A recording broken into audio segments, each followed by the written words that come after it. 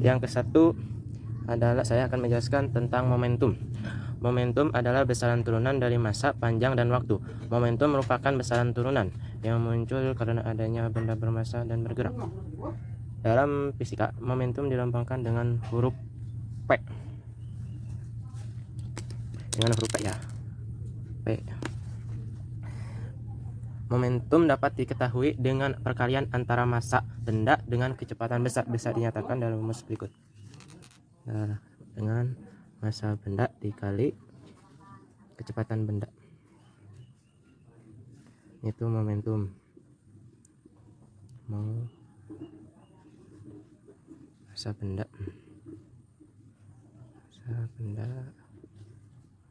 dan ini kecepatan benda. Nah, itu ya. Rumusnya adalah V sama dengan M. Nah, ini ada contohnya adalah contoh momentum. Seseorang anak dengan berat badan 110 kg berlari dengan kecepatan tetap 72 km per jam. Hitunglah beberapa momentum dari anak tersebut. Nah, kita ketahui dulu. Kita yang cari ada V-nya. V yang kita cari. Kita cari M-nya dulu. M-nya itu ini. Massa berat badannya itu 100 kg, berarti M-nya itu 110 kg. Kita cari V-nya. Kita cari dulu V-nya. V-nya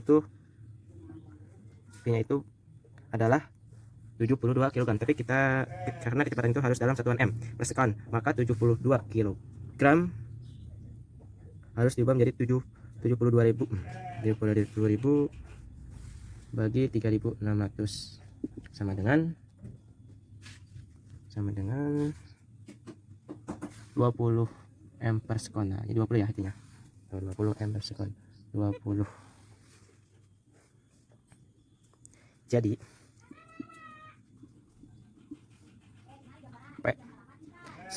kita tinggal masukin M nya itu 110 ya, kali 20 berarti berapa?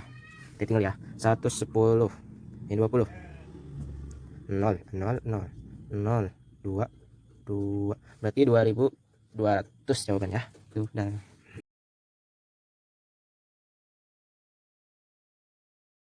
impuls, saya akan menjelaskan tentang impuls. Impuls adalah suatu peristiwa bekerja gaya dan dalam waktu yang singkat. Impuls dapat diketahui dengan perkalian gaya F dan selang waktu. Impuls bekerja di awal mula sehingga membuat suatu benda dapat bergerak dan memiliki momentum. Contoh dari peristiwa itu seperti peristiwa bola ditendang, bola kasti dipukul, karena ketika terjadi tendangan dan pukulan gaya yang bekerja sangat singkat. Rumus dari impuls adalah baik berikut. I F kali delta P. I-nya itu adalah impuls. F-nya itu adalah gaya. Dan itu adalah waktu.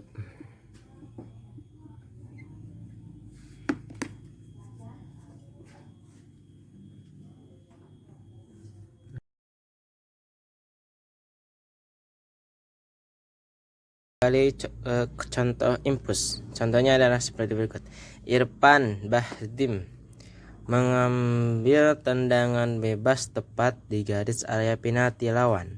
Jika dia menendang dengan gaya 400 Newton dan kakinya bersentuhan dengan bola dalam waktu 0,19 sekon, tentukan berapa besar impuls yang terjadi. Kita cari dulu gayanya berapa. Gayanya itu ada 400 Newton. Kita tulis sini ya, terus dulu ini 400 Newton. F nya ya. Waktunya berapa?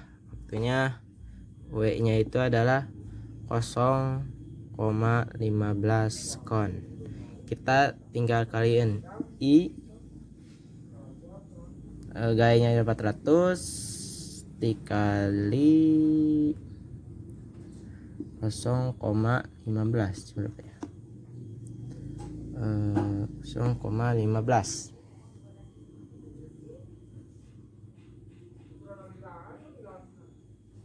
adalah 60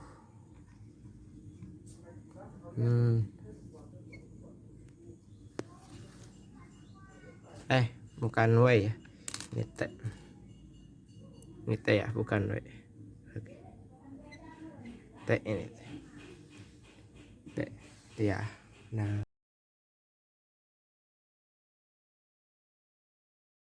bukan ada 3, ada tumbukan lenting sempurna, tumbukan lenting sebagian, dan tumbukan tidak lenting sama sekali. Satu dulu ya. Tumbukan lenting sempurna adalah 2 buah benda bisa dikatakan mengalami tumbukan lenting sempurna jika tidak ada kehilangan energi kinetik saat terjadi tumbukan. Energi kinetik saat sebelum dan setelah tumbukan sama. Demikian pula dengan momentum dari sistem itu. Dalam tumbukan lenting sempurna dapat ditulis dengan persamaan berikut. Samanya adalah sebagai berikut.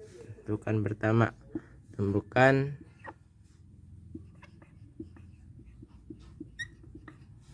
lenting sempurna.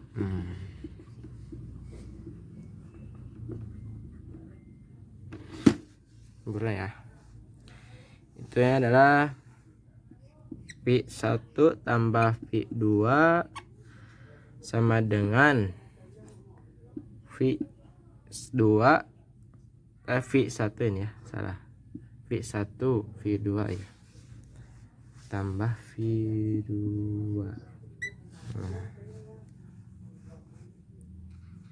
Itu ya.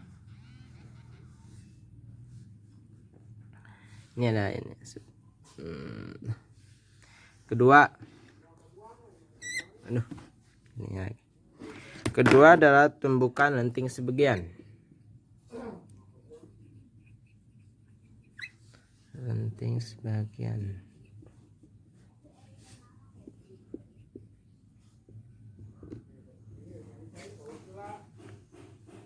Tumbukan lenting sebagian. 2 buah benda dapat dibilang mengalami tumbukan lenting sebagian jika ada kehilangan energi kinetik. Sesudah tumbukan secara matematis, kecepatan setiap benda sebelum dan sesudah tumbukan dapat dikatakan dengan rumus. Rumusnya adalah sebagai berikut. P1 tambah P1 sama dengan P2 tambah V2.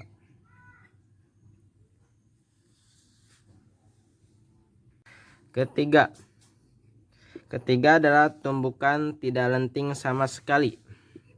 Tidak lenting sama sekali.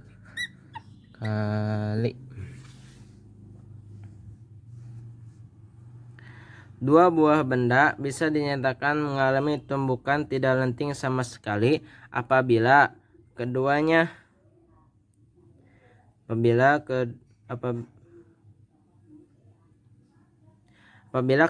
telah mengalami tumbukan, lalu setelah tumbukan kedua benda tersebut mempunyai kecepatan yang sama. Momentum sebelum dan setelah tumbukan pun bernilai sama.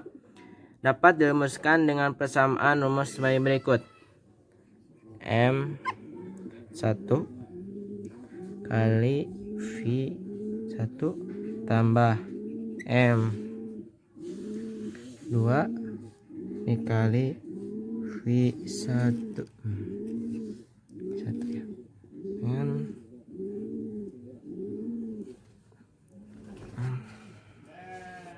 1 tambah M2